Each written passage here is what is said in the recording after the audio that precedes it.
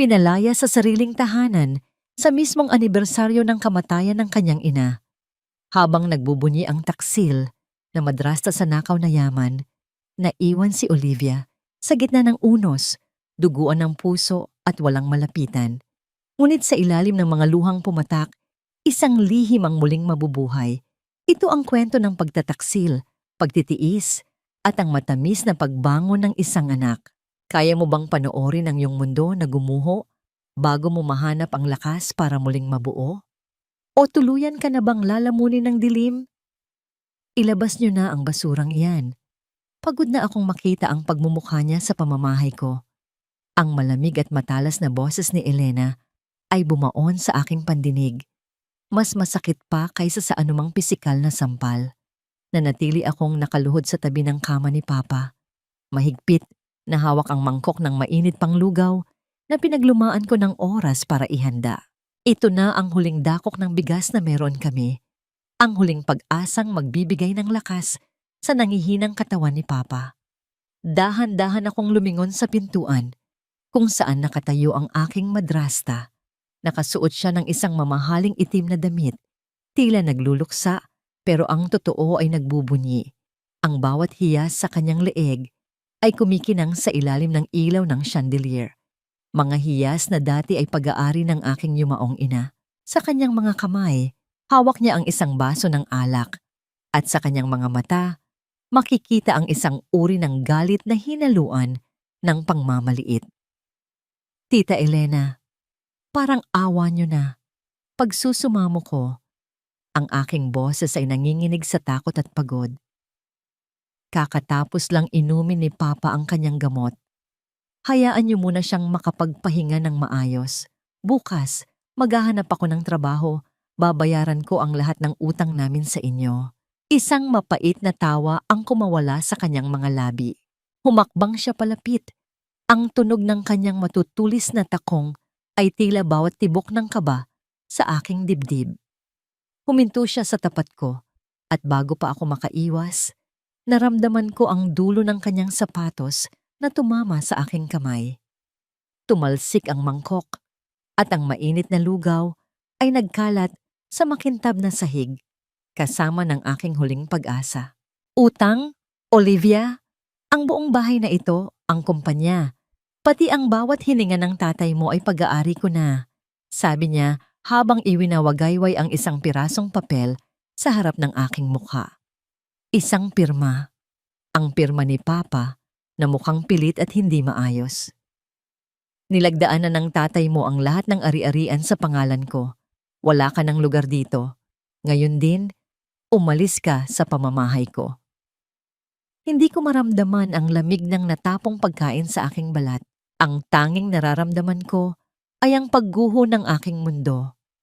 Tumingin ako kay Papa na nakahiga at walang malay. Ang kanyang mukha ay maputla at tila hindi alam ang kataksilang nangyayari sa kanyang paligid. Paano nagawa ni Elena ito? Sa loob ng maraming taon, nagsilbi ako sa kanya na parang katulong. Tiniis ko ang bawat pang-aalipusta para lang huwag niyang pabayaan si Papa. Pero sa huli, ang lahat ng aking sakripisyo ay itinapon lang niya na parang basura. Pero, Anibersaryo po ng pagkamatay ni nanay ngayon. Bulong ko. Ang mga luha ay nagsisimulang pumatak sa aking mga pisngi. Kahit ngayon lang po, hayaan niyo kaming manatili rito. Huwag niyo kaming itapon sa labas habang bumubuhos ang ulan. Tila walang narinig si Elena. Itinaas niya ang kanyang kamay at sinanyasan ang dalawang malalaking lalaki na nakatayo sa labas ng silid.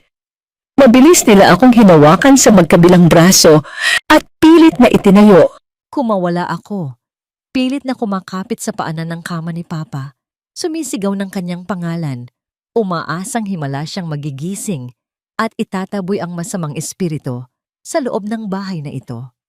Pero nanatiling nakapikit ang kanyang mga mata. Kinaladkad nila ako palabas ng silid, dumaan sa malawak na pasilyo kung saan nakasabit ang mga larawan ng aming masayang pamilya noon. Bawat hakbang ay tila isang punyal na sumasaksak sa aking puso. Pagdating sa malaking pintuan ng mansyon, Marahas nila akong itinulak palabas. Bumagsak ako sa basang semento ng driveway. Agad na pumasok ang lamig ng ulan sa aking manipis na damit. Tila nagyayelo ang aking mga buto. Narinig ko ang malakas na tunog ng pagsasara ng pintuang bakal, ang huling harang sa pagitan ko at ng aking ama. Sa gitna ng dilim at hagupit ng hangin, nanatili akong nakadapa. Ang aking mga daliri ay humuhukay sa basang lupa. Dito ba magtatapos ang lahat? Sa gabing ito, kung kailan 10 taon na ang nakalilipas, mula nang iwan ako ni nanay, muli akong naiwang mag-isa sa gitna ng unos. Ang bawat patak ng ulan ay tila paalala ng aking kawalan ng kapangyarihan. Wala akong pera, wala akong matutuluyan, at ang tanging taong mahal ko ay nasa kamay ng isang halimaw. Sa dinami-dami ng bagyo na sinuong ko para sa kanya, bakit ako pa ang naiwan sa ulan? Ganito na lang ba ang halaga ng isang anak na nagmahal ng tapat? O sadyang ang langit ay bingi na sa mga tulad kong wala ng boses? Lumingon ako sa bintana ng silid ni Papa sa itaas. Nakita ko ang isang anino na nakatayo roon. Pinapanood ang aking paghihirap habang hawak ang isang baso ng alak. Alam ko, hindi pa ito ang huli.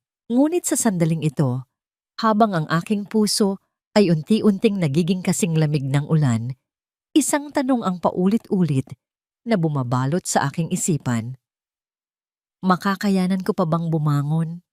O tuluyan na akong lalamunin ng dilim na ito? Dito na lang ba ako mamamatay, nanay? Sa gitna ng putik at dilim, kung saan walang makakarinig sa aking mga hikbi? Ang boses ko ay halos isang bulong na lamang, nilalamon ng malakas na iyak ng langit. Naglalakad ako nang walang patutunguhan. Ang aking mga paa ay lubog sa malambot na putik ng daan patungo sa gilid ng aming malawak na lupain. Ang bawat hakbang ay tila isang pagsubok sa aking natitirang lakas. Hawak ko pa rin ang aking dibdib kung saan nakatago ang Mat Daichuin, ang tanging alaala ng aking ina na hindi nakuha ni Elena. Ito na lang ang natitira sa akin, isang pirasong metal at isang pusong durog na durog. Huminto ako sa tapat ng isang maliit na istruktura na halos gumuho na. Ito ang lumang barong-barong na dati ay tinutuluyan ng mga tagapag-alaga ng aming bukid, isang lugar na matagal nang kinalimutan ng panahon. Ang amoy ng amag at basang kahoy ay sumalubong sa akin nang itulak ko ang pinto na halos natanggal na sa bisagra. Walang ilaw, walang higaan, tanging ang tunog ng mga patak ng ulan na tumatagos sa butas-butas na bubong na yero ang nagbibigay ng ingay sa loob ng nakakabinging katahimikan. Sumandal ako sa dingding na gawa sa kawayan at dahan-dahang napaupo sa malamig na sahig. Napatingin ako sa aking mga kamay na puno ng dumi at galos. Kanina lamang, nasa loob ako ng isang mansyon, nagluluto para sa aking ama. Ngayon, para akong isang pulubi na naghahanap ng masisilungan mula sa lupit ng mundo.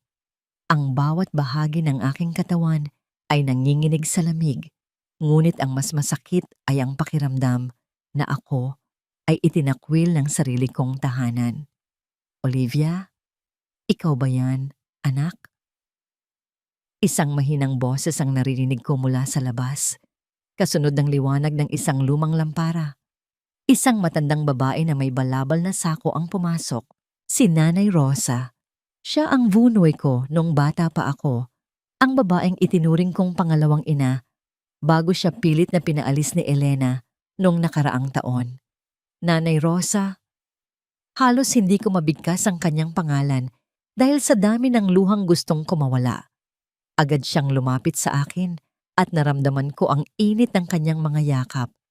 Ang amoy ng tuyong dahon at sabon na laging dala niya ay tila isang gamot sa aking sugatang kaluluwa.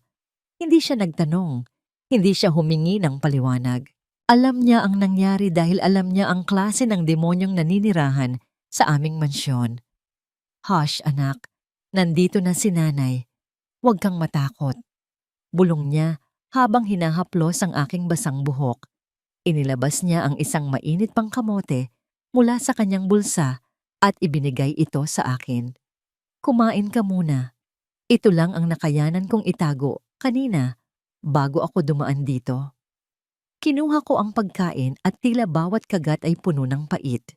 Paanong ang isang matandang babaeng wala ring yaman ay nagawa akong alalahanin habang ang taong tinawag kong pamilya ay itinapon ako sa ulan. Ang kabutihan ni Nanay Rosa ay tila isang liwanag sa gitna ng aking madilim na kwarto. Ngunit kasabay nito ay ang matinding hiya na nararamdaman ko. Nanay, paano si Papa? Paano kung saktan siya ni Elena? Tanong ko sa pagitan ng aking mga paghikbi. Nagbago ang ekspresyon ng mukha ni Nanay Rosa. Yumuko siya at iniwas ang kanyang tingin. Olivia, kailangan mong magpakatatag. Narinig ko ang mga katulong sa mansyon kanina. Plano ni Elena na ilipat ang iyong ama sa isang ospital sa kabilang bayan. Isang lugar na kilala sa pagpapabaya sa mga pasyente.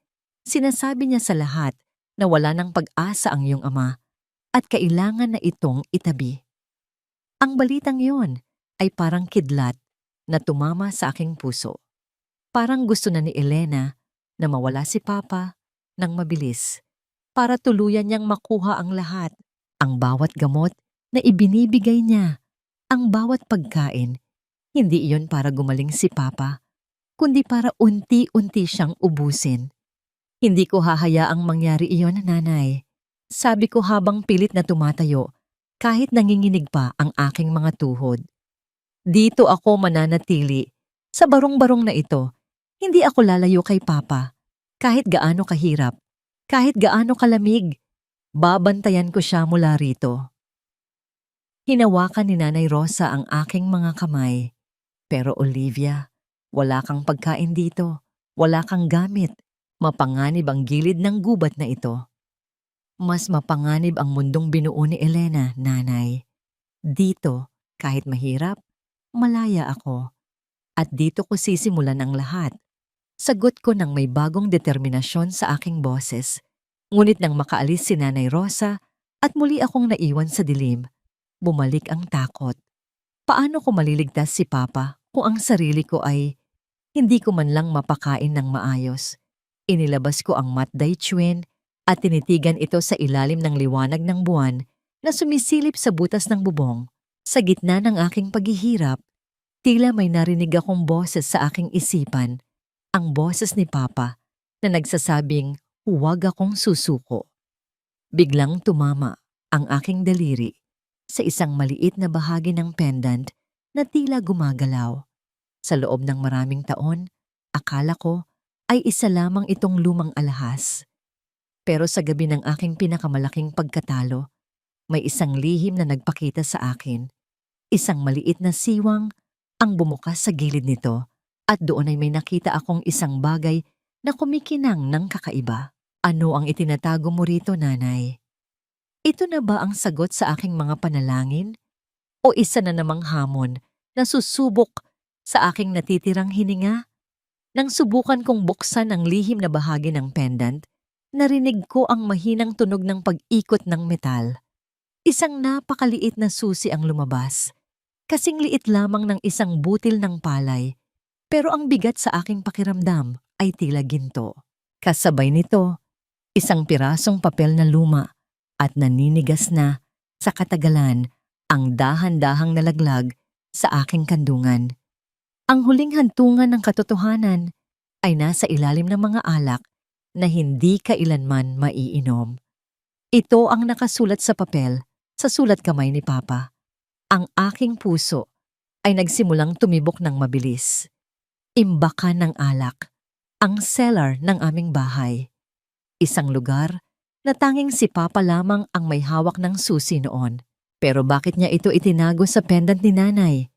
Anong lihim ang ibinaon ni Papa sa ilalim ng mansyon na pilit na kinukuha ni Elena? At higit sa lahat, paano ako babalik sa bahay na yon nang hindi ako nakikita? Sa labas, ang ulan ay unti-unti nang humihina. Ngunit sa loob ng barong-barong na ito, Isang mas malakas na bagyo ng kuryosidad at pag-asa ang nagsisimulang mabuo. Ang katotohanan ay hindi nananatiling baon sa lupa. Lilitaw, at lilitaw ito sa oras na handa na ang pusong tumanggap. Ito ang mga salitang paulit-ulit na umaalingaw-ngaw sa aking isipan habang nakatitig ako sa maliit na susi sa aking palad. Ang aking sikmura ay humihilab sa gutom at ang bawat kalamnan sa aking katawan ay nananakit dahil sa lamig ng barong-barong. Ngunit ang apoy ng determinasyon ay mas matindi pa kaysa sa anumang pisikal na paghihirap. Hawak ko ang susi na tila ba ito ang aking huling hininga, ang aking tanging sandata laban sa kalupitan ni Elena. Hating gabi na, ang ulan ay tumigil na, ngunit ang mga dahon ay patuloy pa ring naglalaglagan ng mga butil ng tubig na lumilikha ng isang malungkot na himig sa paligid. Dahan-dahan akong lumabas ng barong-barong, suot ang lumang itim na jacket na ibinigay ni Nanay Rosa. Kailangan kong bumalik sa mansyon. Kailangan kong makapasok sa imbakan ng alak nang walang nakakakita. Habang naglalakad ako sa gilid ng bakod, tinitigan ko ang malayo at maliwanag na mansyon. Doon, sa loob ng mga pader na yon, ay ang aking ama na unti-unting pinapatay ng lason at kapabayaan. Ang bawat hakbang ko sa madulas na damuhan ay puno ng pag-iingat. Ang tunog ng pag-aspas ng mga tuyong dahon sa ilalim ng aking mga paa ay tila kasing lakas ng kulog sa aking pandinig dahil sa sobrang kaba. Nakarating ako sa maliit na pinto sa likod, ang daanan ng mga tagapaglinis ng imbakan ng alak na madalas ay nakakalimutang ilak ni Mang Cardo dahil sa katandaan. Isang mahinang tunog ng bakal na nagkikiskisan ang narinig ko nang itulak ko ang pinto.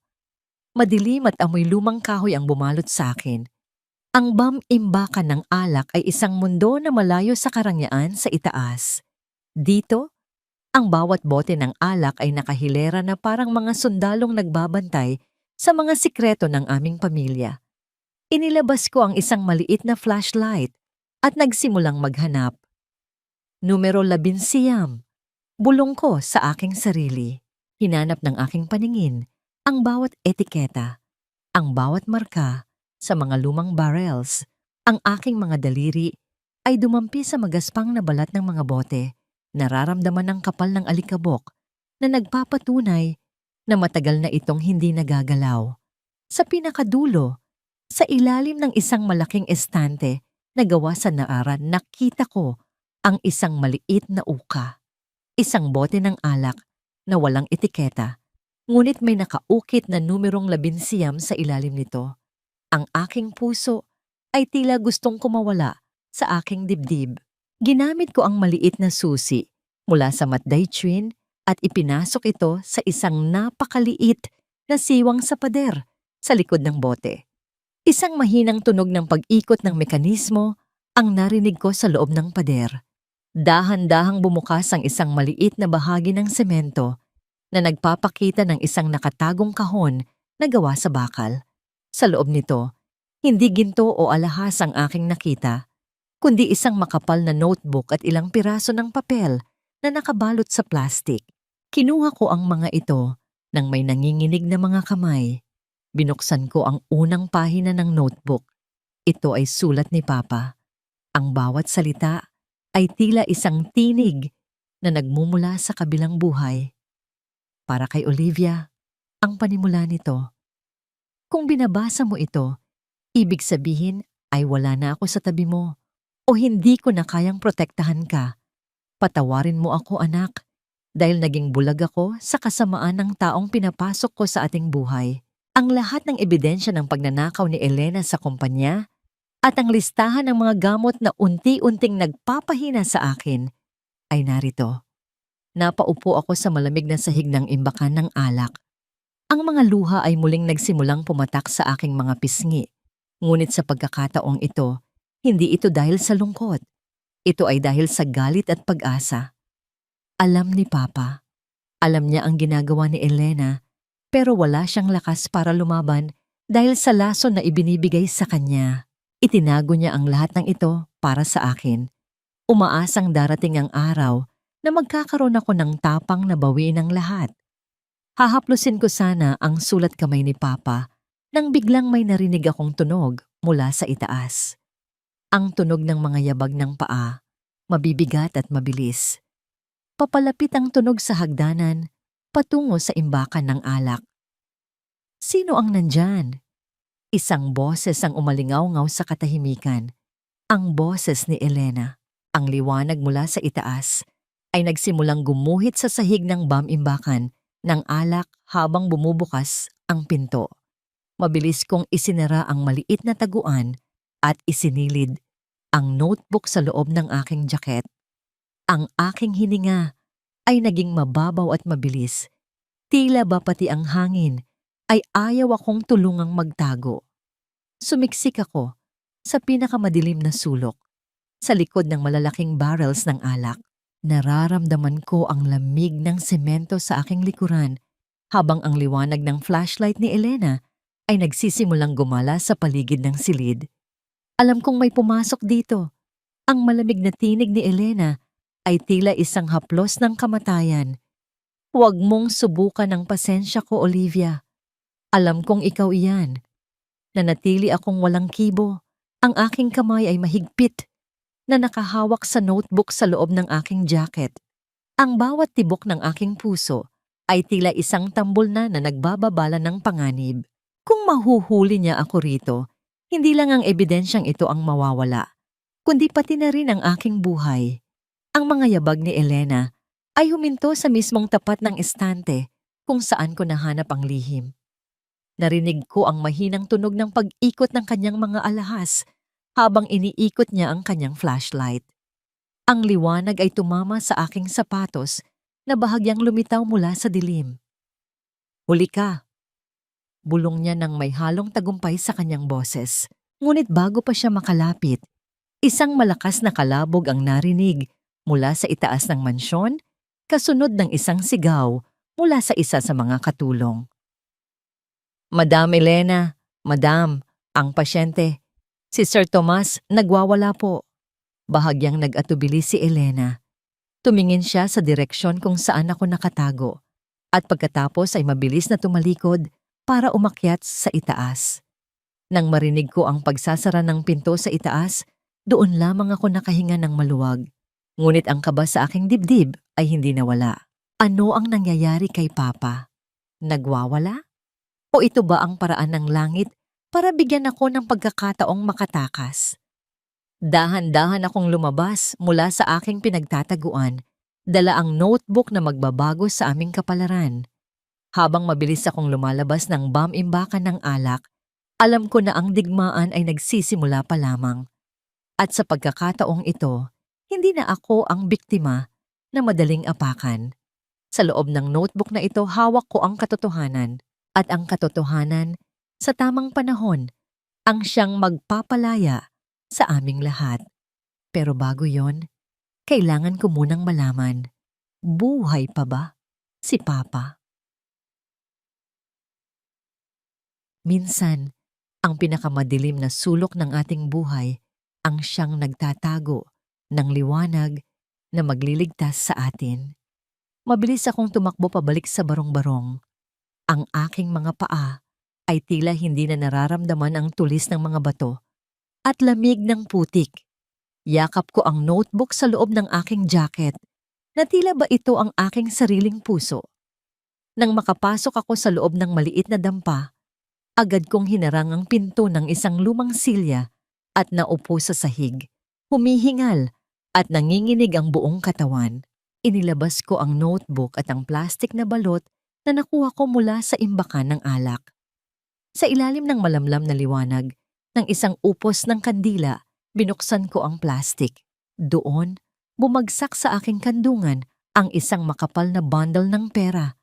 Mga perang nakatago ng matagal, mga perang hindi alam ni Elena na umiiral.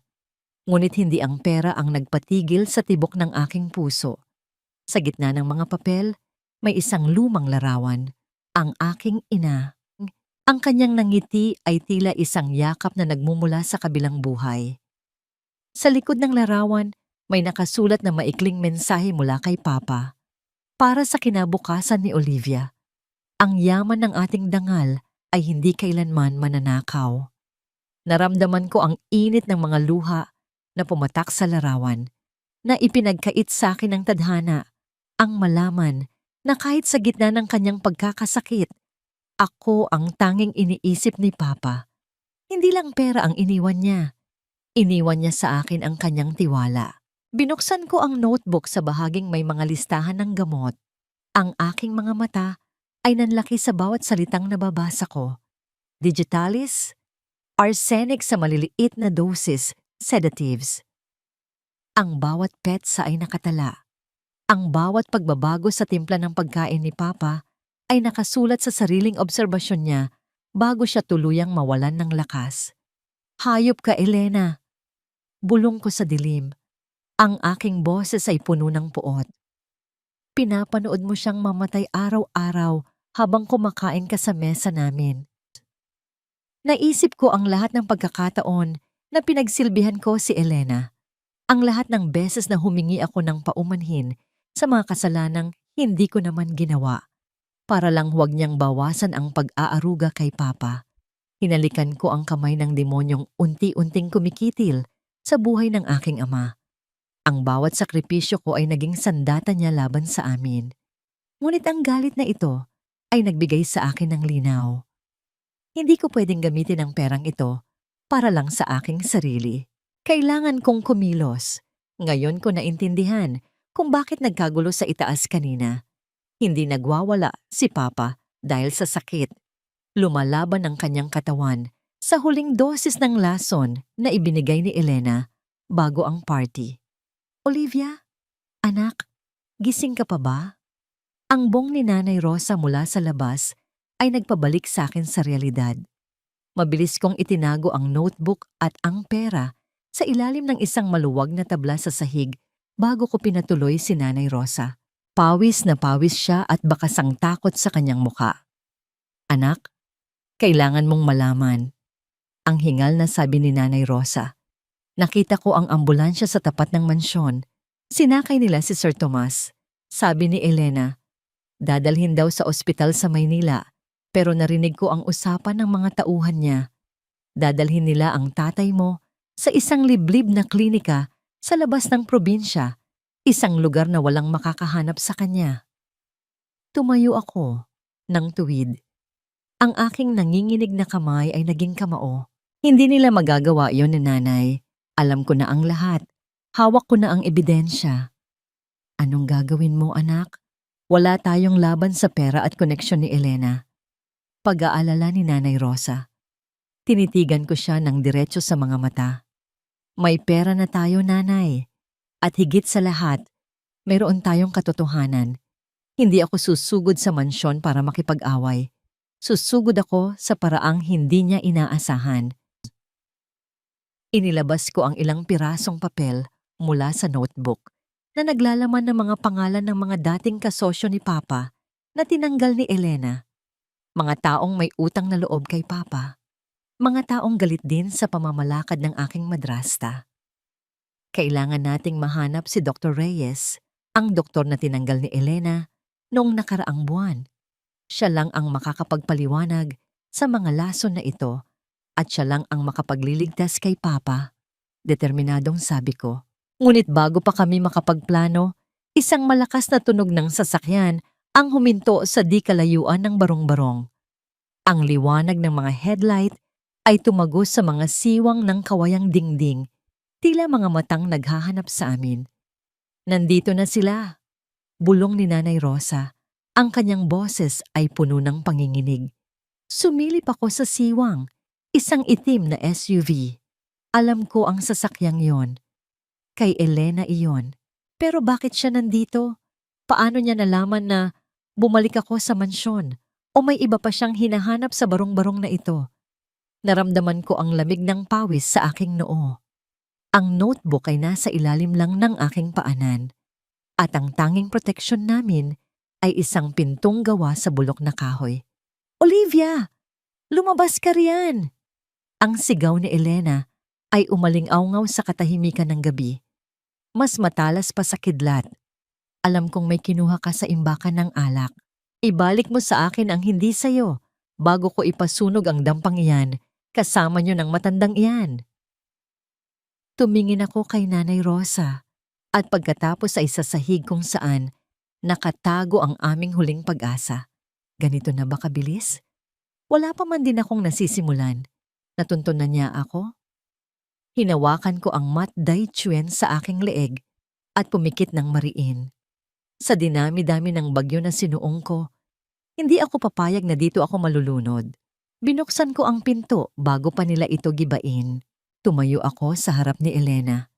Sa ilalim ng ulan na muling nagsimulang pumatak, dala ang isang lihim na hindi niya inaasahan. Ibigay mo sa akin ang kinuha mo bago ko ubusin ang natitirang hininga ng matandang iyan. Ang boses ni Elena ay tila isang matalim na kuko na kumakalos sa aking balat.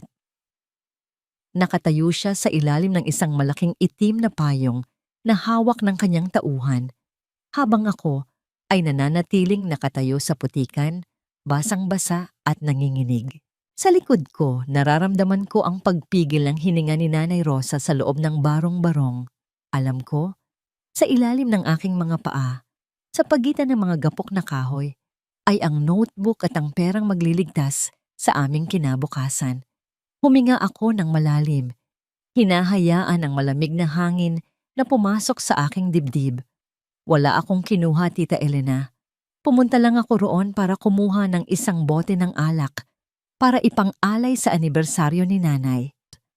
Isang mabilis na paggalaw at naramdaman ko ang pagtama ng likod ng kanyang kamay sa aking pisngi.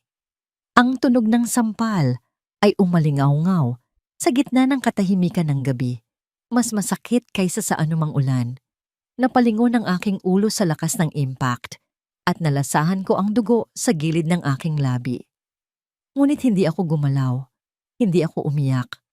"Huwag mo akong lokohin, Olivia. Alam kong binuksan mo ang lihim na taguan ni Tomas." Yang sigaw niya, ang kanyang mukha ay hindi na mukhang tao dahil sa sobrang galit. "Ibigay mo sa akin ang notebook o sisiguraduhin kong bukas na bukas din ay nasa loob na ng selyadong kabaong ang tatay mo." Tiningnan ko siya ng diretso sa mga mata. Ang aking tingin ay hindi natitinag kahit ang aking katawan ay tila bibigay na. "Wala rito ang notebook, tita. Ibinigay ko na ito sa isang taong mapagkakatiwalaan ko. Kung may mangyaring masama sa akin o kay Papa, ang lahat ng ebidensya ng pagnanakaw mo ay mapupunta sa pulisya. Isang kasinungalingan, isang sugal na maaari kong ikamatay." Pero nakita ko ang saglit na pag-aalinlangan sa kanyang mga mata. Ang takot na mawala ang lahat ng kanyang ninakaw ay mas matindi pa kaysa sa kanyang galit sa akin. "Sinisubukan mo ba ako, bata ka?" Bulong niya. Ang kanyang boses ay puno ng panganib. "Subukan mo ako, Elena." Ang hamon ko, ang aking boses ay matatag at walang bahid ng pag-aalinlangan. "Saktan mo ako ngayon at sisiguraduhin kong ang buong mundo ay makakaalam kung anong uri ng hayop ang naninirahan sa mansyon ng mga Ocampo." Napatigil ang kanyang mga tauhan, naghihintay ng kanyang utos. Ang tunog ng ulan na tumatama sa kanilang mga sapatos ay tila isang timer na nagbibilang ng aking natitirang oras. Ngunit bago pa siya makapagsalita, narinig ko ang mahinang pag-ubo mula sa loob ng sasakyan. Isang tunog na pamilyar sa aking pandinig. Isang tunog na nagpunit sa aking puso. Si Papa. Nasa loob siya ng sasakyang yon. "Papa!" Sigaw ko. Pilit na humahakbang patungo sa SUV, pero agad akong hinarang ng kanyang mga tauhan. "Papa, naririnig mo ba ako? Huwag kang susuko." Tumawa si Elena. Isang tunog na kasing lamig ng sementeryo. "Tingnan mo siya, Olivia. Tingnan mo ang kawawang matanda na ipinaglalaban mo. Hindi na siya makakahinga ng maayos nang wala ang mga gamot na tanging ako lang ang nakakaalam kung saan nanggagaling. Kung gusto mo siyang mabuhay, manahimik ka." Hinawakan niya ang aking panga Nang mahigpit, pilit na iniangat ang aking mukha.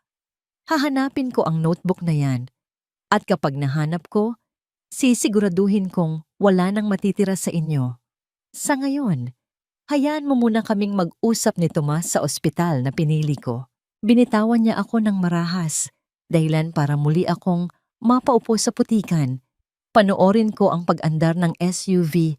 Ang liwanag ng stoplight nito ay tila isang nagbabagang mata na kumukutya sa aking kawalan ng lakas. Naiwan akong mag-isa sa ulan, yakap ang aking sarili habang ang bawat hibla ng aking puso ay tila hinihila palabas ng aking dibdib. Olivia, anak! Lumabas si Nanay Rosa at niyakap ako ng mahigpit. Diyos ko, ang pisngi mo. Kailangan nating gamutin yan. Hindi mahalaga ang sugat ko, Nanay Rosa. Sabi ko habang pilit na tumatayo.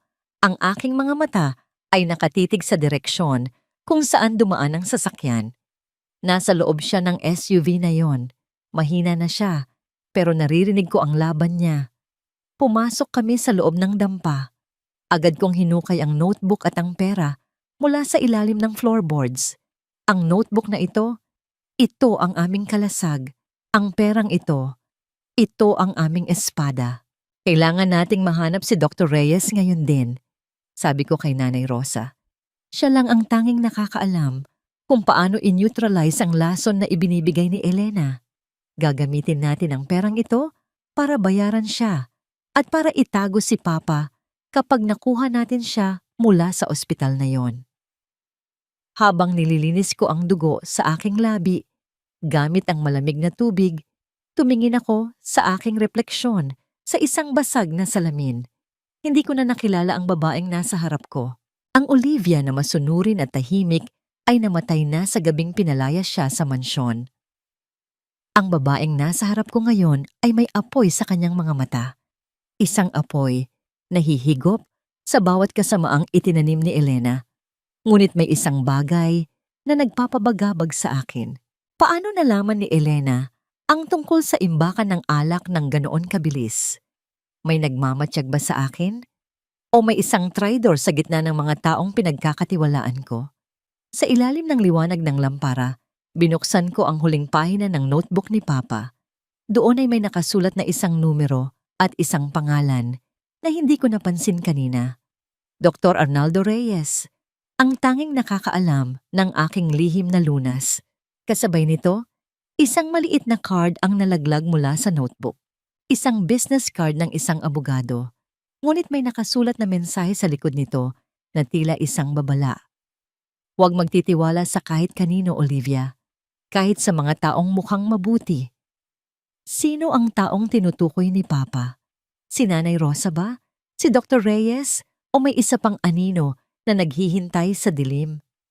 Habang ang hangin ay sumisipol sa mga siwang ng dampa, naramdaman ko ang pag-iisa. Ang paglalakbay na ito ay puno ng mga bitag at bawat maling hakbang ko ay maaaring maging huling hininga ni Papa. Napakasakit mawalan ng kabiyak, ngunit kailangan nating magpatuloy para sa kumpanya. Iyon ang gusto ni Tomas. Ang boses ni Elena ay puno ng pekeng pighati, sapat na para mapaniwala ang sino mang hindi nakakakilala sa kanyang tunay na kulay. Nakasilip ako sa pagitan ng makakapal na dahon nang gumamela sa gilid ng hardin ng aming mansyon. Mula rito, kitang-kita ko ang loob ng malawak na sala na maliwanag na maliwanag. Mayroong isang maliit na pagtitipon, isang charity gala, kunwari. Pero ang totoo ay isang pagdiriwang para sa kanyang tuluyang pag-upo bilang pansamantalang tagapamahala ng kumpanya ni Papa. Nakasuot ako ng lumang uniforme ng hardinero na nakita ko sa bodega ni Nanay Rosa. Isang malaking sombrero ang tumatakip sa aking mukha na puno pa rin ng pasa mula sa sampal ni Elena kagabi. Ang amoy ng mamahaling pabango at ang amoy ng lechon na sineserbe sa loob ay humahalo sa amoy ng basang lupa kung saan ako nakatago. Kumakalam ang aking sikmura, isang mahapding paalala na wala pa akong kinakain mula pa kaninang umaga, habang ang mga taong nasa loob ay nagtatawanan at humihigop ng mamahaling alak. Ang pinakamasakit sa lahat ay ang makitang nakasuot sa leeg ni Elena ang tanging kwintas na diamante ni nanay. Ang bawat kislap nito sa ilalim ng chandelier ay tila isang pangungutya sa aking kalagayan.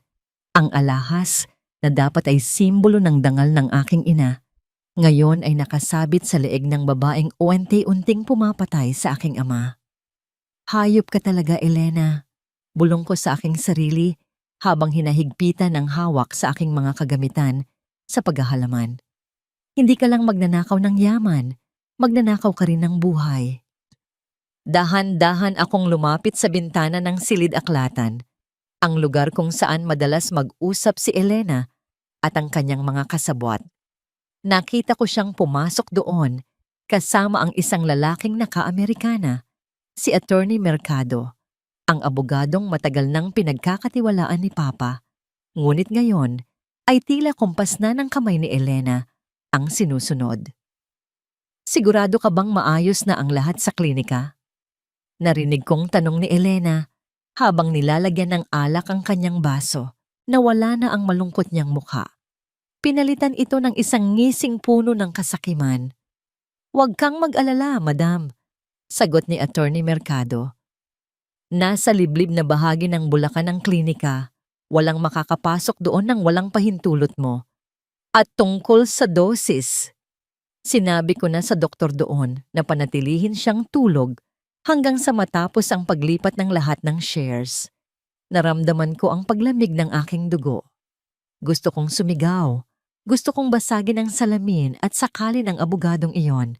Ang taong dapat ay nagtatanggol sa amin ang siya palang naghuhukay ng libingan ni Papa. Ang bawat salita nila ay tila isang pako na ibinabaon sa kabaong na inihahanda nila para sa amin. "Paano ang batang iyon?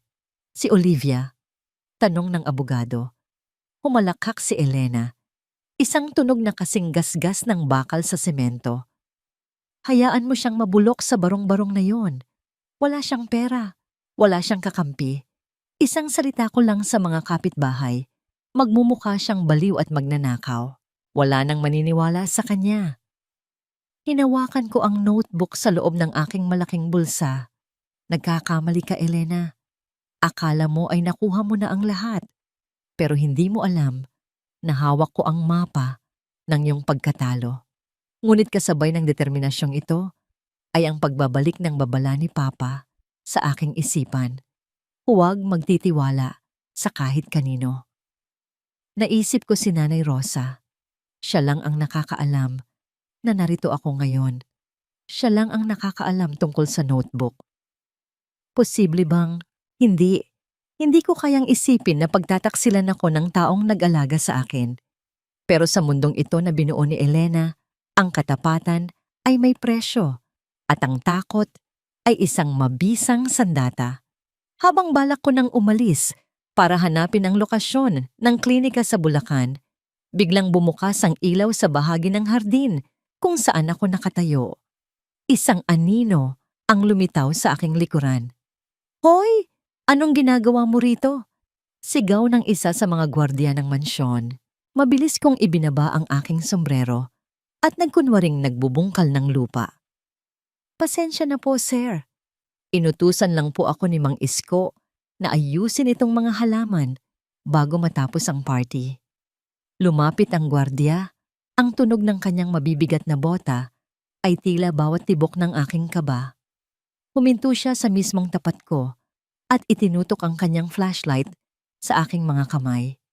Nakita ko ang panginginig ng aking mga daliri, ang mga kuko na puno ng itim na dumi. "Iangat mo ang mukha mo," utos niya. Tumitig ako sa lupa. Pilit na binabago ang aking boses. "Marami pa po akong gagawin, sir. Mapapagalitan po ako ni Madam kapag hindi ko ito natapos." Ngunit hindi siya natinag. Hinawakan niya ang dulo ng aking sombrero at marahas itong inangat. Ang liwanag ng flashlight ay tumama sa aking mukha. Direkta sa pasa sa aking pisngi na kulay lila na ngayon. Nanlaki ang mga mata ng gwardiya. Nakilala niya ako. Siya si Ben, Ang batang gwardiya na dati ay binibigyan ko ng sobrang pagkain kapag nagugutom siya sa gabi. Ma'am Olivia, bulong niya, ang kanyang boses ay puno ng gulat at takot. Tiningnan ko siya nang may pagsusumamo sa aking mga mata. Ben, parang awa mo na. Huwag kang mag-iingay. Bago pa siya makasagot, narinig namin ang boses ni Elena mula sa itaas ng balkonahe, ilang metro lang ang layo mula sa amin. Ben, may problema ba riyan? Sino ang kausap mo? Naramdaman ko ang paghinto ng mundo. Ang bawat hininga ko ay tila nakatali sa susunod na sasabihin ni Ben. Isang salita lang niya at tapos na ang lahat.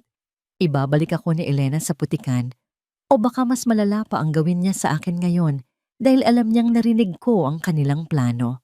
Tumingin si Ben sa balkonahe at pagkatapos ay muling tumingin sa akin. Ang kanyang hawak sa flashlight ay tila nanginginig din. Ganito na lang ba? Sa isang iglap, mawawala ang lahat dahil sa isang pagkakataon. Sino nga ba ang kakampi sa bahay na ito na puno ng mga maskara? Wala pong problema, madam. May pusa lang po na pumasok sa mga halaman. Itinaboy ko na po. Ang boses ni Ben ay naging kalasag ko sa gabing iyon. Narinig ko ang mahinang tunog ng pagsasara ng pinto sa balkonahe sa itaas. Umalis na si Elena. Dahan-dahan akong tumingin kay Ben. Ang aking mga mata ay puno ng pasasalamat na hindi kayang bigkasin ng mga labi. Bahagya siyang tumango, isang tahimik na pangako ng katapatan bago niya ako sinenyasang mabilis na umalis bago pa bumalik ang ibang gwardiya. Tumakas ako sa kadiliman, dala ang bigat ng nalaman ko tungkol sa kinalalagyan ni Papa.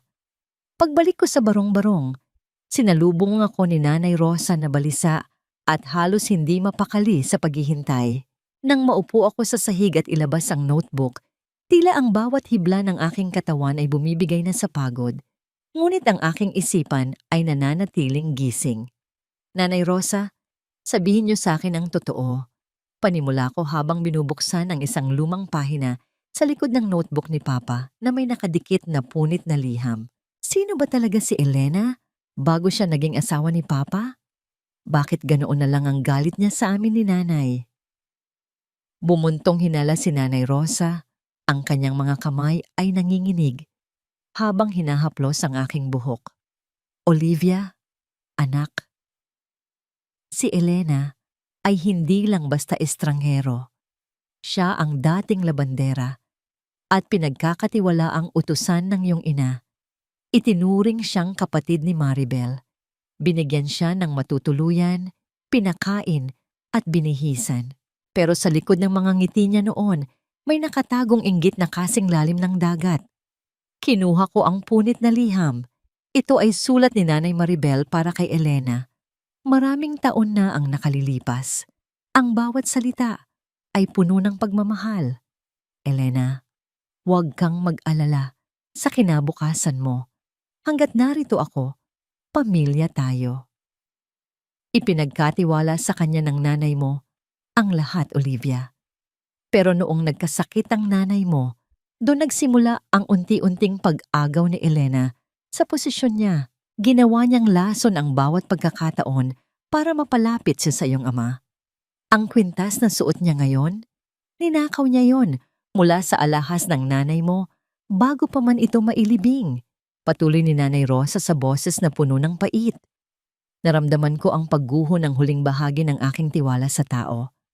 Ang taong tinulungan, binihisan, at itinuring na pamilya ay siya ring taong sumaksak sa likuran ng aking ina at ngayon ay unti-unting pumapatay sa aking ama. Ang bawat luho ni Elena ay binuo mula sa mga ninakaw na alaala at dinurog na pangarap ng aming pamilya. Ang kanyang utang na loob ay naging utang na dugo. Hindi lang yaman ang gusto niya, Nanay Rosa. Gusto niyang burahin ang lahat ng bakas ni Nanay Maribel sa mundong ito. Gusto niyang maging reyna sa kahariang hindi naman sa kanya. Bulong ko habang mahigpit na hawak ang liham. Dahan-dahan kaming pumasok sa loob ng dampa kung saan pansamantalang nakahiga si Papa sa isang maliit na papag na gawa sa kawayan. Sa tulong ni Dr. Reyes, ang doktor na nahanap namin sa tulong ng pera ni Papa, ay lihim naming nakuha si Papa mula sa klinika sa Bulacan bago pa man siya tuluyang mailipat ni Elena. Isang mapanganib na operasyon ang ginawa namin noong madaling araw. Gamit ang mga koneksyon ni Ben sa loob ng kumpanya, nakatitig ako sa mukha ni Papa. Ang kanyang mga pisngi ay lubog at ang bawat paghinga niya ay tila isang pakikipagbuno sa kamatayan. Ngunit sa ilalim ng liwanag ng munting kandila, napansin ko ang isang bagay na nagpahinto sa tibok ng aking puso. Ang kanyang kanang kamay. Ang kanyang hintuturo ay dahan-dahang gumalaw. Napakaliit na pagkilos, halos hindi mapapansin, pero sa paningin ng isang anak, iyon ay isang himala. Papa? Bulong ko, hinawakan ko ang kanyang kamay. Papa? Naririnig mo ba ako? Si Olivia ito. Muli, ang kanyang daliri ay gumalaw, tila sumasagot sa aking tinig. Isang luha ang dahan-dahang gumulong mula sa kanyang nakapikit na mga mata. Sa sandaling iyon, ang lahat ng pait ng katotohanan tungkol kay Elena ay pansamantalang nawala. Ang tanging mahalaga ay ang katotohanang lumalaban si Papa. Hindi pa siya sumusuko. Nanay Rosa, nakita niyo ba yon? Gumalaw si Papa? Ang masayang sigaw ko sa pagitan ng aking mga hikbi. Ngunit sa gitna ng aming kagalakan, narinig namin ang tunog ng isang motorsiklo na humihinto sa di kalayuan. Isang pamilyar na tunog na nagpabilis muli ng aking kaba. Isang lalaking naka-helmet ang lumabas mula sa dilim, bit-bit ang isang envelope. Sino ka? Tanong ko habang hinaharangan ang daan patungo kay Papa. Inalis ng lalaki ang kanyang helmet. Si Ben. Humihingal siya at ang kanyang mukha ay puno ng takot. Ma'am Olivia, kailangan niyo nang umalis dito ngayon din. Sabi ni Ben. Nalaman na ni Elena na wala si Sir Tomas sa klinika sa Bulacan. Nagwawala siya sa mansyon at nagpadala na siya ng mga tauhan sa bawat lumang pag-aari ng pamilya niyo. Parating na sila rito sa gilid ng gubat sa loob ng 10 minuto. Naramdaman ko ang lamig na muling bumalot sa aking katawan. Kakamulat pa lang ng pag-asa, pero tila gusto na agad itong patayin ng tadhana. Tumingin ako kay Papa, na mahinang-mahina pa at hindi kayang ibiyahe ng malayo. Saan kami pupunta, Ben? Wala na kaming ibang matataguan. Pagsusuma mo ko. Inabot ni Ben ang envelope. Nandyan ang susi ng isang lumang warehouse sa kabilang bayan. Walang nakakaalam niyan kundi ako at ang pamilya ko. Pero may isa pang problema, ma'am. Ano yon? Nakita ni Elena ang record ng imbakan ng alak. Alam na niyang hawak niyo ang notebook. Sabi niya sa kanyang mga tauhan, "Huwag nang dalhin ng buhay ang bata, basta makuha ang notebook." Ang mga salitang iyon ay tila isang hatol ng kamatayan. Hindi lang pala si Papa ang gusto niyang mawala. Ako na ang susunod sa kanyang listahan. Paano ko poprotektahan si Papa kung ang sarili ko ay hinahatulan na ng kamatayan? Sa gitna ng dilim at papalapit na panganib, kailangan kong mamili. Ang aking buhay o ang katotohanang magpapalaya sa aming lahat. Lumingon ako kay Papa na muling gumalaw ang kamay. Tila ba sinasabi niyang tumakbo na ako? Pero sa gabing ito, tapos na ang pagtakbo ko. Hindi sapat ang umiyak para mabawi ang nawala. Kailangan mong matutong lumaban sa paraang hindi nila inaasahan. Ito ang bulong ko sa aking sarili habang nakatingin sa malayo at abandonadong bodega sa labas ng bayan. 1 buwan na ang nakalilipas mula nang iligtas kami ni Ben mula sa gilid ng gubat. Sa loob ng 4 na linggong iyon, ang bawat gabi ay naging isang pakikipagbuno sa takot at hirap. Ngunit sa gitna ng alikabok at amoy ng kalawang sa bodegang ito, isang bagong Olivia ang isinilang. Sa tulong ni Nanay Rosa at ng perang itinago ni Papa, nagawa naming itago si Papa sa isang maliit na kwarto sa loob ng bodega na nilagyan namin ng mga kagamitang pang-medikal. Si Dr. Reyes ay lihim na pumupunta rito tuwing madaling araw para tingnan ang kalagayan ni Papa. At sa bawat araw na lumilipas, ang lason sa katawan ni Papa ay unti-unting nawawala, pinalitan ng lakas na nanggagaling sa kanyang pagnanais na mabuhay. Ngunit hindi lang ang paggaling ni Papa ang inaatupag ko. Ginamit ko ang bawat sentimo mula sa lihim na pondo ni Papa para kumuha ng isang pribadong investigador at isang batikang abogado na hindi konektado kay Elena. Natuklasan namin ang isang malaking butas sa pamamalakad ni Elena sa kumpanya. Dahil sa kanyang kasakiman, gumagamit siya ng mga dummy companies para ilabas ang pondo ng kumpanya ni Papa patungo sa kanyang sariling account. Isang gabi, habang nakatitig ako sa isang maliit na basag na salamin sa loob ng bodega, napatigil ako. Ang babaeng nakikita ko ay hindi na ang Olivia, na duguan ng pisngi at basang-basa sa ulan. Ang aking buhok ay maayos ng nakatali. Ang aking mga mata ay wala ng bahid ng luha, kundi puno ng isang malamig na determinasyon. Isinuot ko ang isang simpleng puting blusa na binili ko sa ukay-ukay pero maayos kong pinlantsa. Olivia, anak, handa ka na ba? Tanong ni Nanay Rosa habang dala ang isang platitong may lamang tinapay. Handa na po ako, Nanay Rosa. Panahon na para malaman ni Elena na ang anak na minaliit niya ay ang siyang wawasak sa kahariang itinayo niya sa kasinungalingan. Sagot ko ng may matatag na boses. Ang aking plano ay simple pero mapanganib. Sa pamamagitan ng isang dummy name, Victoria Montenegro, nagsimula akong bumili ng mga shares ng kumpanya na ibinebenta ng mga kasosyo ni Papa na natatakot sa pamumuno ni Elena. Dahil sa kaguluhan sa loob ng board of directors, bumababa ang presyo ng stocks at yun ang ginamit kong pagkakataon para UN-team. Unting kontrolin ang kumpanya nang hindi niya nalalaman. Sa mansyon, kampante si Elena. Ang balita sa akin ni Ben ay iabala si Elena sa pag-aayos ng isang malaking auction.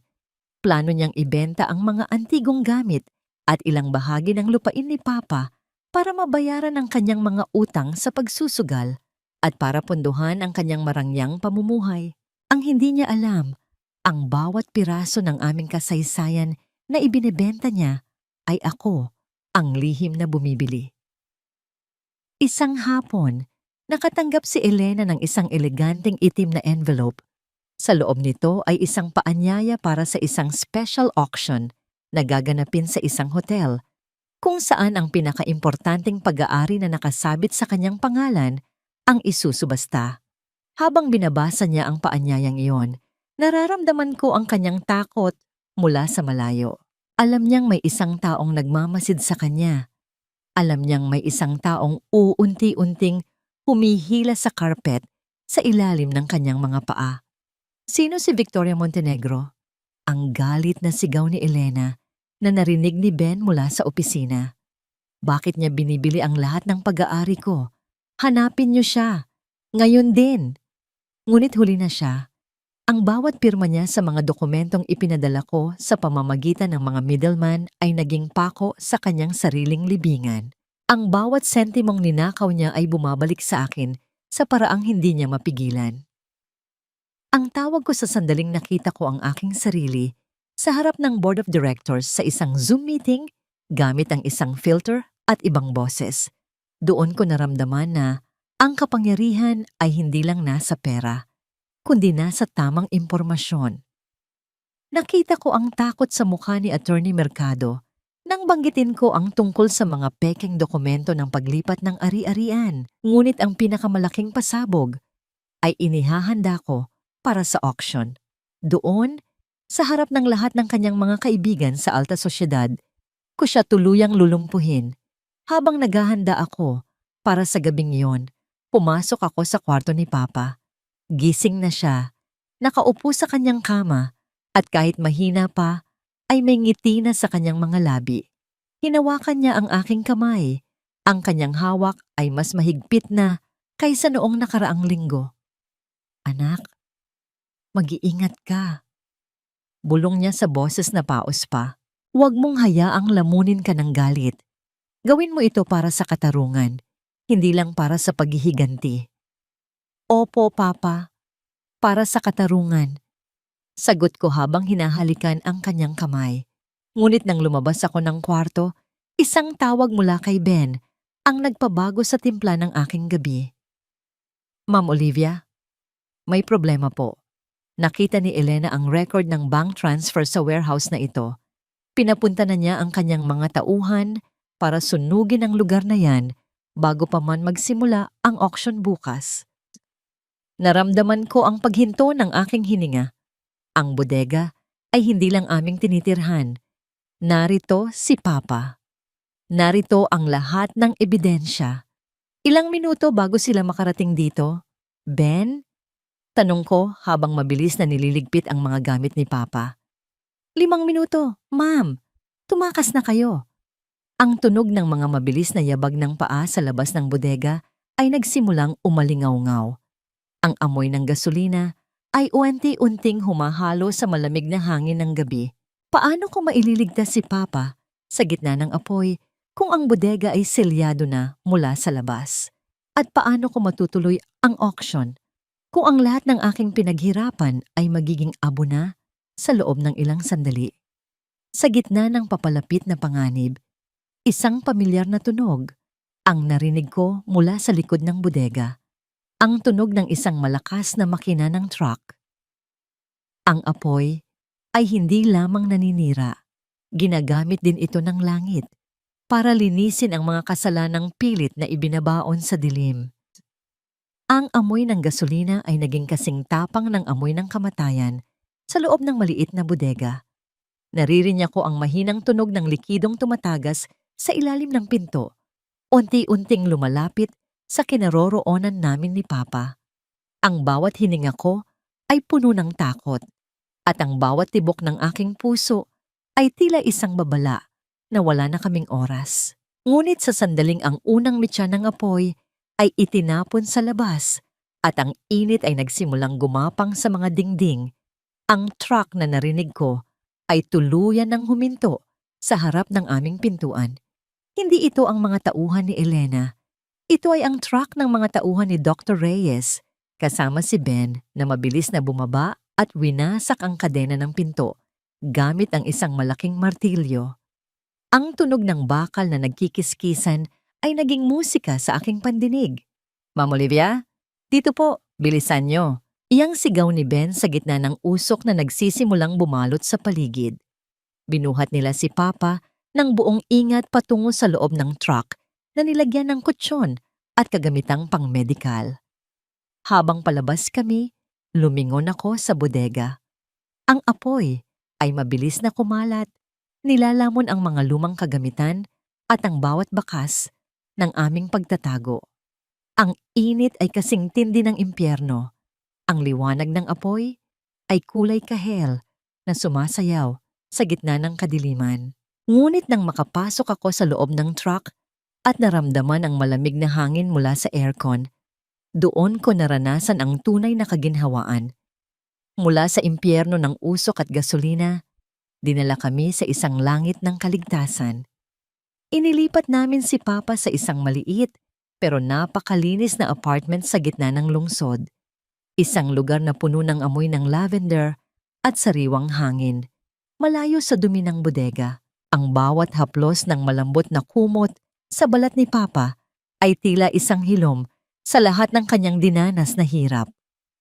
Ligtas na po kayo, Papa. Bulong ko habang pinupunasan ang kanyang noo ng basang tela. Hayaan niyo silang isipin na naging abo na tayo sa bodegang iyon. Hayaan nating magbunyi si Elena sa kanyang maling tagumpay. Samantala, sa mansyon, kampante si Elena. Ayon sa ulat ni Ben na nananatiling espiya, uminom pa raw ng mamahaling champagne si Elena nang mabalita ang tupok na ang bodega. Akala niya, wala na ang notebook. Akala niya, wala na ang kaisa-isang sagabal sa kanyang marangyang buhay. Ang hindi niya alam, ang bawat hagalpak ng tawa niya ay isang hakbang palapit sa kanyang sariling kapahamakan. Ang susunod na araw ay ang gabi ng auction. Suot ang isang eleganteng itim na gown na gawa sa seda. Tumingin ako sa salamin. Ang aking buhok ay maayos na nakapusod At sa aking leeg ay nakasabit ang isang pekeng kopya ng kwintas ni nanay. Isang paalala ng lahat ng ninakaw niya. Wala na ang uling sa aking mukha. Pinalitan ito ng kinang ng isang babaeng handang bawiin ang kanyang kaharian. Victoria Montenegro is ready. Bulong ko sa aking sarili. Sa malaking ballroom ng hotel, nandoon si Elena, nakasuot ng kapa at punong-puno ng hiyas. Nakangiti siya sa bawat panauhin, tila siya ang reyna ng gabing iyon. Ngunit sa bawat pag-ikot niya, nararamdaman ko ang tensyon sa hangin. Ang mga shares na pilit niyang binabawi ay hindi na niya makuha. Ang mga utang niya sa bangko ay biglang kinolekta ng sabay-sabay.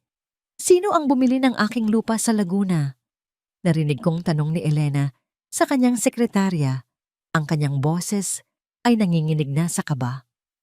Bakit ayaw sabihin ng abogado ang pangalan? Madam, si Victoria Montenegro po ang nakakuha ng lahat. Siya rin po ang may hawak ng mahigit 50% ng shares ng kumpanya ngayon.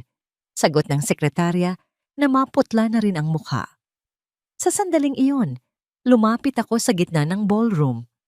Ang bawat yabag ng aking sapatos sa makintab na sahig ay tila tunog ng isang orasan na humihinto sa huling segundo. Nang makita ako ni Elena mula sa malayo, nanlaki ang kanyang mga mata. Hindi siya makapaniwala. Ang Olivia na akala niya ay naging abo na. Ngayon ay nakatayo sa harap niya, mas makapangyarihan at mas maningning kaysa sa kanya. Ikaw!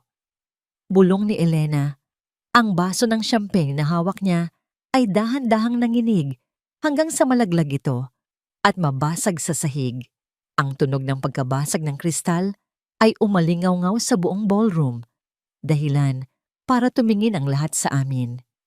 Sino ang tinatawag mong ikaw, Madam Elena? Tanong ko nang may malamig na ngiti. Ako si Victoria Montenegro at ako ang may-ari ng lahat ng ari-ariang ibinebenta mo ngayong gabi. Hindi maaari, patay ka na. Nakita ko ang apoy.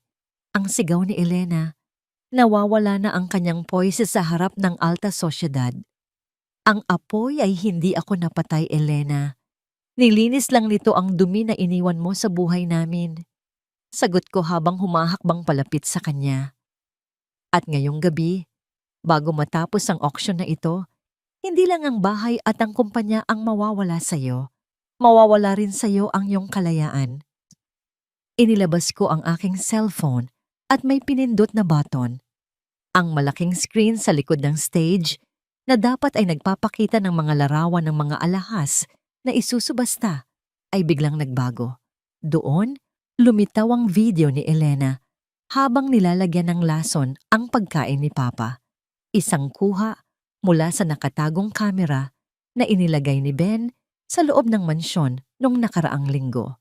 Ang bulungan sa loob ng ballroom ay naging kasing lakas ng isang bagyo. Ang mga kaibigan ni Elena ay nagsimulang lumayo sa kanya. Tila ba may nakakahawang sakit ang babaeng dati ay hinahangaan nila. Magsinungaling ka na sa lahat, Elena. Pero ang katotohanan ay hindi kailanman mabubura ng apoy, sabi ko sa gitna ng katahimikan. Ngunit sa gitna ng kanyang pagkapahiya, isang kakaibang ngiti ang gumuhit sa mga labi ni Elena. Isang ngiti ng isang taong wala nang mawawala. Akala mo ba ay panalo ka na, Olivia? Akala mo ba ay tapos na ang lahat dahil lang sa isang video? May inilabas siyang isang maliit na remote control mula sa kanyang bulsa. Kung babagsak ako, sisiguraduhin kong sasama ang tatay mo sa akin. Ang apartment na tinutuluyan niyo ngayon, nilagyan ko yon ng regalo bago ka pa man dumating. Naramdaman ko ang paglamig ng aking buong katawan. Si Papa. Naiwan siya sa apartment kasama si Nanay Rosa. Anong ginawa mo? Ang sigaw ko habang pilit na kinukuha ang aking phone para tawagan si Nanay Rosa. 10 minuto, Olivia. 10 minuto bago maging abo ang kaisa-isang taong mahal mo. Ang tawa ni Elena ay umalingaw-ngaw sa ballroom. Isang tunog na puno ng tagumpay sa gitna ng kanyang pagkatalo. Ganito na lang ba ang huling hagupit ng karma? Ang kapalit ba ng katarungan ay ang buhay ng aking ama? Tumakbo ka na, Olivia. Tingnan natin kung ang mga paa mo ay kasing bilis ng kamatayan na dumarating para sa tatay mo. Ang boses ni Elena ay tila isang kumpas ng demonyo na nagpapatigil sa bawat tibok ng aking puso. Nakatayo ako sa gitna ng ballroom, suot ang aking mamahaling itim na gown, ngunit sa loob ko ay nararamdaman ko ang pagguho ng bawat pader ng aking katatagan, ang bawat hiyas sa aking paligid. Ang mga ilaw ng chandelier na dati ay simbolo ng aking tagumpay. Ngayon ay tila mga matang nangungutya sa aking kawalan ng lakas. Nanginginig ang aking mga kamay habang hawak ko ang cellphone, pilit na dinadayal ang numero ni Nanay Rosa. Ang bawat tunog ng pagring ay tila isang pako na ibinabaon sa aking dibdib. Sagutin mo, Nanay Rosa. Parang awa mo na. Sagutin mo. Anong mukha yan, Olivia? Muling panguuyam ni Elena habang dahan-dahang lumalapit sa akin. Ang kanyang mga mata ay nanlilisik sa galit, pero may halong baliw na kagalakan. Akala mo ba ay ikaw lang ang may plano? Akala mo ba ay matatalo mo ako sa sarili kong laro? Ang bahay na yan ay naging kulungan na nila ngayon. Sa sandaling iyon, sumagot si Nanay Rosa. Ngunit hindi ang kanyang boses ang narinig ko, kundi ang malakas na paghingal at ang tunog ng mga bagay na nababasag. Olivia, huwag kang pupunta rito. May mga lalaking pumasok. Ang boses ni Nanay Rosa ay naputol. Pinalitan ng isang malalim at nakakatakot na boses ng isang lalaki. Tapos na ang oras nyo, sabi ng lalaki bago tuluyang namatay ang linya. Naramdaman ko ang paglambot ng aking mga tuhod. Halos mabuwal ako sa sahig kung hindi ko lang nahawakan ang gilid ng mahabang mesa. Ang aking paningin ay nagdilim at ang hangin sa loob ng ballroom ay tila naging kasing nipis ng sinulid. Ang bawat sakripisyo ko, ang bawat pagtitiis sa barong-barong, ang lahat ba ng yon ay mauuwi lang sa ganito? Sa gitna ng tagumpay, bakit kailangan ko pa ring pumili sa pagitan ng hustisya at ng buhay ni Papa? Hayop ka, Elena. Ang sigaw ko, ang aking boses ay pumiyok sa tindi ng emosyon. Wala kang puso. Sarili mong asawa, papatayin mo para lang sa pera? Asawa? Humalakhak si Elena. Isang tunog na kasing pangit ng kanyang kaluluwa. Kailanman ay hindi ko siya itinuring na asawa. Isa lang siyang hagdan, Olivia. At ikaw ang dumi sa hagdanang yon na kailangan kong burahin. Lumapit siya sa akin. Ang kanyang muka ay ilang pulgada na lang mula sa akin. Amoy alak ang kanyang hininga at ang kwintas ni Nanay na suot niya ay tila sumasakal sa kanya sa paningin ko. Ibigay mo sa akin ang access sa lahat ng account ni Victoria Montenegro at baka tawagan ko ang mga tauhan ko para tumigil. Tumingin ako sa paligid. Ang lahat ng mga panauhin ay nakatitig sa amin. Ang ilan ay may hawak na cellphone, kinukunan ang bawat sandali ng aming paghaharap. Ang kahihiyan ni Elena ay kumpleto na, ngunit tila wala na siyang pakialam. Gusto na lang niyang manira, ngunit sa gitna ng aking kawalan ng pag-asa, naramdaman ko ang pag-vibrate ng aking cellphone sa kabilang kamay. Isang mensahe mula kay Ben. Ligtas sila. Nakarating kami sa oras. Huwag kang susuko, ma'am. Tapusin mo siya. Ang biglang pag-asa ang bumalot sa akin. Ang nanginginig kong katawan ay biglang tumigas. Ang mga luha sa aking mga mata ay natuyo. Pinalitan ng isang apoy na mas matindi pa kaysa sa apoy ng bodega. Tinitigan ko si Elena nang diretso sa mga mata. Isang tingin na nagpatigil sa kanyang pagtawa. Maling tao ang kinalaban mo, Elena. Bulong ko sa boses na kasing lamig ng yelo. Bago pa siya makasagot, bumukas ang malaking pintuan ng ballroom. Hindi ang mga tauhan ni Elena ang pumasok, kundi ang mga pulis na pinangunahan ni Ben. Kasunod nila ang isang wheelchair. Nanlaki ang mga mata ni Elena. Napabitaw siya sa kanyang baso ng alak at ang tunog ng pagkabasag nito sa sahig ay tila hudyat ng kanyang huling paghuhukom. Nakasakay sa wheelchair si Papa. Maputla pa rin siya, ngunit ang kanyang mga mata ay gising na gising. Ang kanyang suot na hospital gown ay tila naging isang baluti ng katarungan. Sa likod niya ay si Nanay Rosa na may pasa sa braso pero matapang na nakatingin kay Elena. "Tomas!" Bulong ni Elena, ang kanyang boses ay puno ng hindi mapaniwala ang takot. "Paano? Paanong buhay ka pa?" Itinaas ni Papa ang kanyang kamay. Ang kanyang hintuturo ay nakaturo sa babaeng naging bangungot ng aming buhay sa loob ng mahabang panahon. "Elena, ang kasamaan ay may hangganan." Ang boses ni Papa ay mahina, pero sapat na para marinig ng lahat sa ballroom. Ang bawat patak ng lason na ibinigay mo sa akin ay naging saksi sa iyong sariling pagkatalo. Mabilis na lumapit ang mga pulis kay Elena. Ang tunog ng mga posas na ikinakabit sa kanyang mga kamay ay ang pinakamasarap na musika na narinig ko sa aking buong buhay. Ang bawat hiyas na ninakaw niya, ang bawat karangyaan na ipinagmalaki niya, ay tila naging mga kadenang humihila sa kanya pababa. "Hindi! Bitiwan niyo ako! Hindi niyo alam ang ginagawa niyo!" Yang sigaw ni Elena habang pilit na kumakawala. "Olivia! Papatayin kita! Sisiguraduhin kong magsisisi ka!" Tumingin ako sa kanya habang kinakaladkad siya palabas. "Tapos na ang pananakot mo, Elena. Ang tanging pagsisisi na mangyayari ay ang sayo dahil pinili mong maging halimaw sa harap ng mga taong nagmahal sayo." Nang mailabas na si Elena at ang ballroom ay muling bumalik sa katahimikan, tumakbo ako patungo kay Papa. Lumuhod ako sa harap niya at niyakap ang kanyang mga binti. Ang amoy ng gamot at ang init ng kanyang katawan ay tila isang kumpirmasyon na tapos na ang bagyo.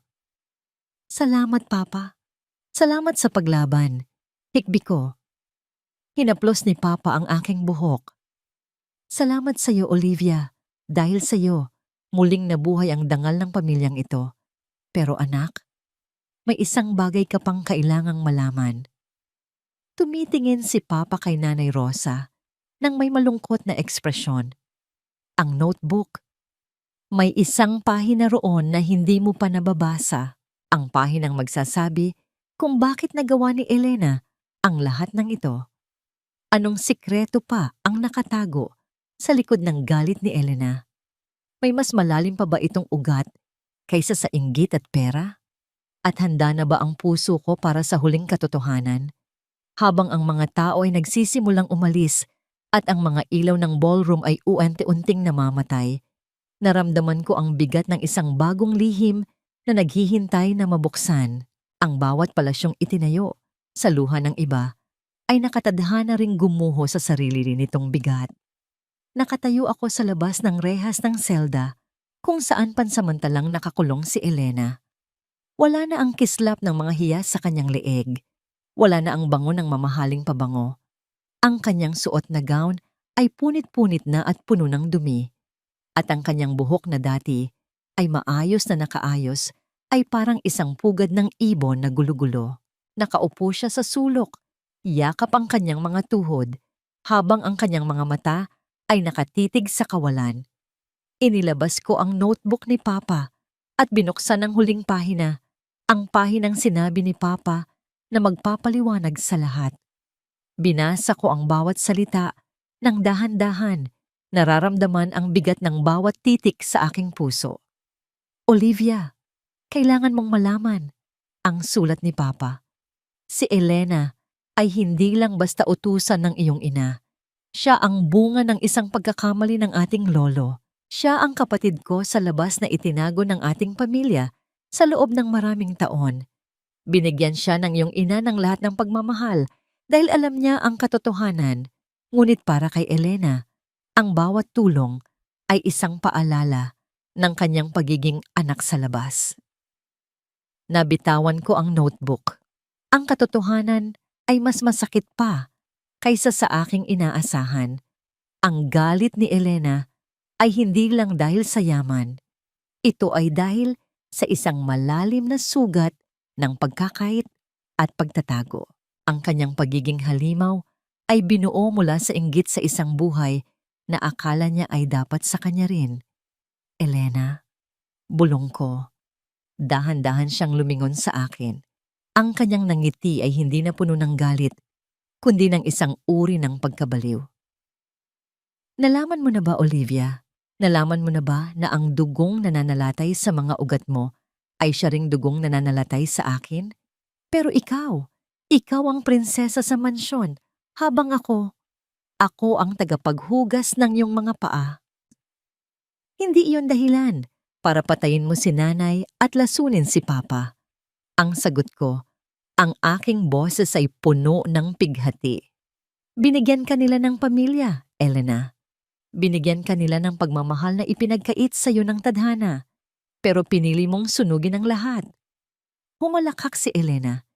Isang tunog na kasing sakit ng pagkiskis ng kutsilyo sa plato. Pamilya? Ang pamilya ay hindi namamalimos ng pagmamahal, Olivia. Ang pamilya ay may pantay na karapatan. Ang bawat piraso ng mansyong yan ay dapat sa akin din. Tumalikod ako. Alam ko, wala nang salitang makakapagpabago sa isang pusong nilamon na ng dilim. Habang naglalakad ako palabas ng presinto, narinig ko ang kanyang pagsigaw, ang kanyang mga huling salita na puno ng sumpa at pagsisisi na hindi kailanman naging sapat. Ngunit ang gabi ay hindi pa natatapos. Habang sakay ako ng sasakyan kasama si Ben patungo sa mansyon para kunin ang ilang mahahalagang gamit ni Papa bago ito tuluyang isara, nakita ko ang isang mapulang liwanag mula sa malayo. Ang langit ay tila nagliliyab. Ma'am Olivia, ang mansyon, sigaw ni Ben. Nang makarating kami, ang aming tahanan, ang palasyo ng aming mga alaala, ay nilalamon na ng naglalakihang apoy. Ang tunog ng paglamukos ng apoy sa mga tuyong kahoy at ang pagbasag ng mga bintana ay umalingaw-ngaw sa katahimikan ng gabi. Ang usok ay kasing itim ng kaluluwa ni Elena. Sino ang gumawa nito? Tanong ko habang nakatitig sa nagbabagang pader. Si Attorney Mercado. Sagot ni Ben habang tinitingnan ang kanyang cellphone. Bago siya mahuli ng pulisya, nag-utos siyang sunugin ang mansyon para burahin ang lahat ng ebidensya ng kanyang pakikipagsabwatan kay Elena. Gusto niyang walang matira sa inyo. Napanood ko ang pagbagsak ng malaking pinto ng mansyon, ang bawat silid kung saan ako naglaro noong bata, ang kusina kung saan itinuro sa akin ni nanay, ang pagluluto, ang silid-aklatan ni Papa. Ang lahat ay nagiging abo na sa harap ng aking mga mata. Ang bawat alaala ay tila nilalamon ng isang gutom na halimaw. Naramdaman ko ang init ng apoy sa aking muka, kasabay ng mga luhang hindi ko na mapigilan. Ngunit sa pagkakataong ito, ang aking iyak ay hindi dahil sa pait. Ito ay dahil sa kalayaan. Hayaan mo nang masunog ang lahat, Ben. Bulong ko habang nakasandal sa kanyang balikat. Ang tunay na tahanan ay hindi ang mga pader na ito. Ang tunay na tahanan ay ang puso ni Papa na tumitibok pa rin. Ang tawag ko sa sandaling iyon, ang sandali kung saan tinanggap ko na ang pagkawala ng aming yaman ay ang siyang magbibigay sa amin ng tunay na kapayapaan. Ang bawat piraso ng ginto na ninakaw ni Elena ay naging abo kasama ng kanyang mga pangarap. Dahan-dahan akong lumapit sa apoy, sapat lang para maramdaman ang init nito nang hindi nasasaktan. Inilabas ko ang notebook ni Papa at tinitigan ito. Ang notebook na ito ang nagligtas sa amin, pero ito rin ang naglalaman ng lahat ng sakit ng nakaraan. Tapos na nanay, tapos na Papa, sabi ko sa hangin. Itinapon ko ang notebook sa gitna ng apoy. Pinanood ko itong kainin ng mga dila ng apoy hanggang sa maging bahagi na ito ng dilim. Kasama ng notebook na yon, ibinaon ko na rin ang galit ko kay Elena. Hindi ko siya mapapatawad sa ngayon, pero hindi ko na rin hahayaang kontrolin pa niya ang aking buhay. Habang ang mansyon ay uent-unting nagiging tumpok ng mga uling, naramdaman ko ang paglamig ng gabi. Ang ulan ay muling nagsimulang pumatak, tila ba nais nitong tulungang patayin ang huling bakas ng galit sa aming buhay. Paano na tayo ngayon, Ma'am Olivia? Tanong ni Ben. Tumingin ako sa langit, kung saan ang mga bituin ay nagsisimulang sumilip sa likod ng makakapal na usok. Magsisimula tayo muli, Ben, sa isang lugar na walang lason, walang lihim, at puno ng pagmamahal. Ang tunay na tagumpay ay hindi nasusukat sa laki ng bahay na iyong tinitirhan, kundi sa dami ng taong iyong natulungan matapos kang malunod sa sarili mong mga luha. 1 taon na ang nakalilipas mula nang tupukin ng apoy ang mansyon ng mga Ocampo. 1 taon mula nang huling makita ang usok na humahalik sa langit ng aming bayan. Nakatayo ako ngayon sa tapat ng isang makabago at maliwanag na gusali na itinayo sa mismong lupang kinatatayuan ng aming lumang tahanan. Ngunit hindi na ito isang pribadong mansyon na napapaligiran ng matataas na bakod. Ito na ang Olives Haven, isang sentro para sa mga kababaihang biktima ng pang-aabuso at mga batang naulila ng tadhana. Nakasuot ako ng isang simpleng asul na blazer. Ang aking buhok ay maayos na nakastyle at ang aking mga mata ay wala ng bahid ng pagod. Ako na ang namumuno sa kumpanya ni Papa na muli naming ibinangon mula sa pagkakalugi. Ginamit ko ang bawat sentimo ng yaman na nabawi ko kay Elena para pondohan ang proyektong ito. Hindi ako nagpakasal sa isang mayamang lalaki para makuha ang lahat ng ito. Nakuha ko ito dahil sa aking talino, sa tulong ni Ben, at sa gabay ng aking ama. Ma'am Olivia, handa na po ang lahat para sa ribbon cutting ceremony. Ang boses ni Ben ay puno ng paggalang at katapatan. Siya na ngayon ang aking Chief of Security at isa sa aking mga pinagkakatiwalaang katuwang sa negosyo. Ang aming ugnayan ay nanatiling propesyonal at puno ng pagrespeto. Isang pagkakaibigang nabuo sa gitna ng panganib. Tumango ako at dahan-dahang lumabas patungo sa hardin. Ang amoy ng mga sariwang bulaklak ng dilaw na rosas, ang paborito ni nanay, ay humahalimuyak sa paligid. Doon, sa ilalim ng isang malaking puno ng narra, nakaupo si Papa sa kanyang paboritong silya. Malakas na siya, nakakalakad na ng maayos gamit ang baston, at ang kanyang mga pisngi ay muling naging masigla. Papa, bulong ko habang lumalapit sa kanya. Yumuko ako at kinuha ang kanyang kamay para magmano. Ang init ng kanyang palad sa aking noo ay tila isang basbas na nagbubura sa lahat ng hirap na dinanas ko sa barong-barong. Napakaganda mo ngayon, Olivia, ang sabi ni Papa habang nakatingin sa gusaling nasa harap namin. Saksi ang langit sa layo ng narating mo, ipinagmamalaki ka ng iyong ina. Salamat po, Papa. Dahil sa inyo, natuto akong lumaban ng may dangal. Sagot ko ng may ngiti sa aking mga labi. Ang tawag ko sa sandaling iyon, ang makitang muli ang ningning sa mga mata ni Papa. Wala nang lason sa kanyang katawan at wala na ring lason sa aming buhay. Ang bawat piraso ng aming kasaysayan na sinubukang burahin ni Elena ay muling nabuhay sa paraang mas makabuluhan. Nabalitaan ko ang tungkol kay Elena mula sa aking abogado noong nakaraang linggo. Hinatulan siya ng habambuhay na pagkabilanggo dahil sa tangkang pagpatay at malawakang pagnanakaw. Ayon sa mga gwardiya sa kulungan, madalas siyang nakikitang nakikipag-usap sa hangin, pilit na isinusuot ang mga imahinaryong alahas sa kanyang leeg.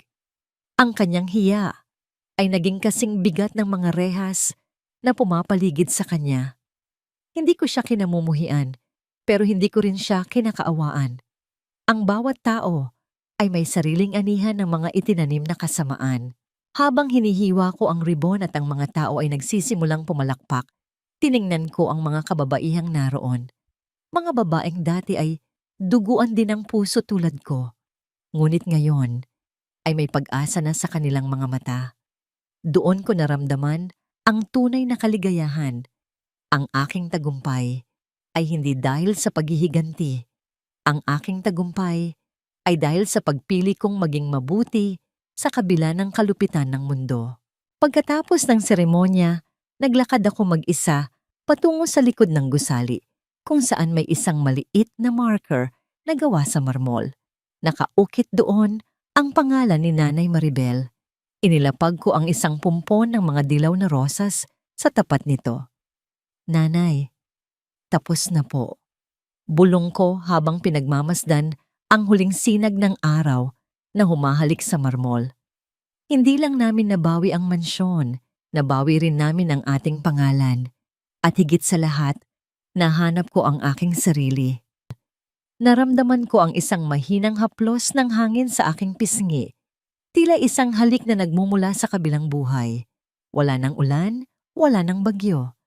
Ang langit ay malinis at puno ng mga kulay ng pag-asa. Sa dinami-dami ng bagyo na sinuong ko, sa wakas, nakarating din ako sa dalampasigan. At sa pagkakataong ito, hindi lang ako basta nakaligtas. Ako ay muling isinilang na mas matatag, mas maningning, at handang harapin ang anumang bukas nang walang takot. Tumingin ako muli kay Papa na kinakausap ang ilang mga bata sa Olives Haven. Ang tunog ng kanilang tawanan ay umalingaw-ngaw sa hangin. Isang himig ng bagong simula. Ang aming kwento ay hindi nagtapos sa apoy. Nagtapos ito sa liwanag na kailanman ay hindi na muling mamamatay. Ganito ang lasa ng tunay na kalayaan. At dito, sa ilalim ng sikat ng araw, alam ko na ang bawat luha ay naging kristal na magsisilbing gabay ko sa susunod na yugto ng aking buhay. Ang ginto ay sinusubok sa apoy, ngunit ang puso ng isang babae ay sinusubok sa bawat luhang pumatak sa gitna ng unos. Nakatayo ako sa balkonahe ng Olives Haven, pinagmamasdan ang unti-unting paglubog ng araw. Ang langit ay nagkukulay kahel at lila. Isang tanawin na tila ba iginuhit ng isang dalubhasang pintor para ipaalala sa akin na ang bawat pagtatapos ay simula lamang ng isang mas magandang bukas. Wala na ang amoy ng usok at gasolina. Pinalitan na ito ng bango ng mga namumukadkad na rosas sa ibaba. 1 taon at kalahati na ang lumipas mula nang huling marinig ang ingay ng mga posas at ang sigaw ng puot ni Elena. Ngayon, ang tanging naririnig ko ay ang tawanan ng mga batang naglalaro sa hardin at ang mahinang himig ng mga ibon na pauwi na sa kanilang mga pugad. Ang bawat tunog ay tila isang himig ng kapayapaan na dati ay inakala kong hindi ko na kailanman mararanan. Olivia, anak, nakahanda na ang hapunan. Ang boses ni Papa ay nanggagaling sa loob, puno ng sigla at lakas. Lumingon ako at nakita ko siyang maayos na nakaupo sa hapagkainan kasama sina Nanay Rosa at Ben. Ang aming hapunan ay simple lamang, siniyeng, inihaw na isda at sariwang gulay. Ngunit sa bawat subo namin, naramdaman ko ang tunay na yaman. Ang yaman na hindi nakukuha sa pagnanakaw o sa panlalamang sa kapwa, kundi sa pagmamahalan ng mga taong nanatili sa tabi mo noong ikaw ay wala pang maibibigay. Tiningnan ko si Papa. Ang kanyang mga kamay, na dati ay nanginginig dahil sa lason, ngayon ay matatag na humahawak sa kanyang kutsara. Ang kanyang mga mata, na dati ay nakapikit at puno ng sakit, ngayon ay maningning na nakatingin sa akin ng may pagmamalaki. Ipinagtanggol ko ang kanyang buhay at bilang kapalit, ibinigay niya sa akin ang inspirasyong bumangon mula sa putikan. Napaisip ako saglit kay Elena. Nabalitaan ko mula sa aking abogado na tuluyan na siyang nawala sa sariling katinuan sa loob ng kulungan.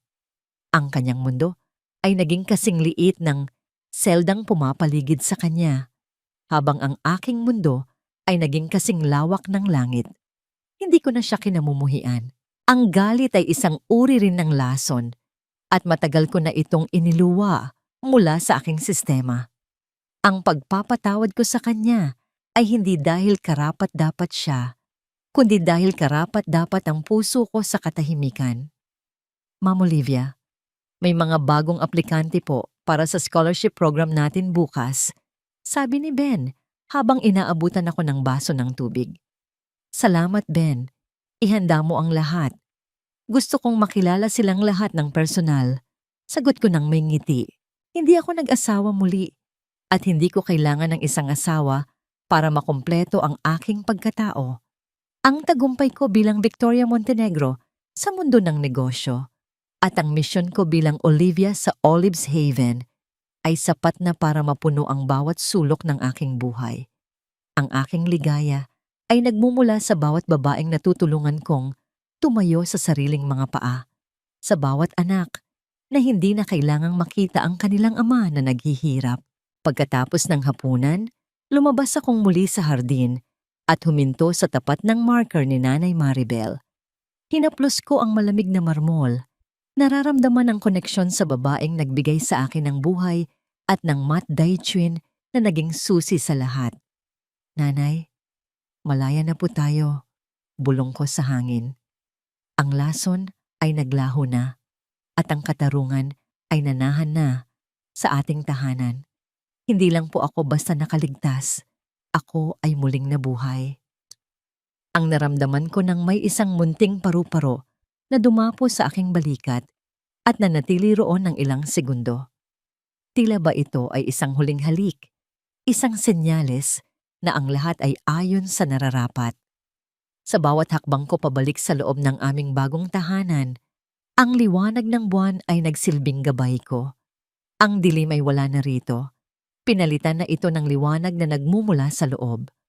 Ang kwento ng aking buhay ay hindi na isang melodrama ng pagdurusa, kundi isang epiko ng tagumpay at pagmamahal.